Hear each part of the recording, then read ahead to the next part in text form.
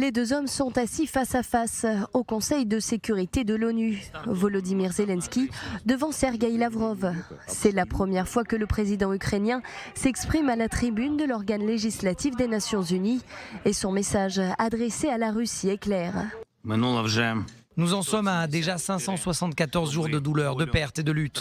La Russie a tué au moins des dizaines de milliers de nos citoyens et transformé des millions de personnes en réfugiés en détruisant leurs maisons.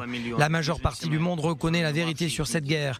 Il s'agit d'une agression criminelle et injustifiée de la Russie contre notre nation visant à s'emparer du territoire et des ressources de l'Ukraine.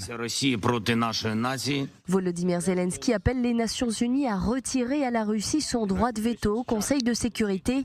Un droit lié à son siège de membre permanent, hérité de la Seconde Guerre mondiale. Face à lui, Sergueï Lavrov répond. Le ministre russe des Affaires étrangères pointe du doigt l'alliance de la communauté internationale contre Moscou.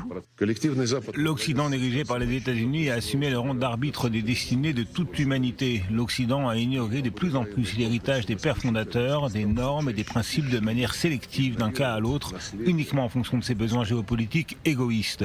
Cela conduit inévitablement à une détérioration de la stabilité mondiale, à une aggravation de celle qui existe déjà et à l'allumage de nouvelles sources de tensions.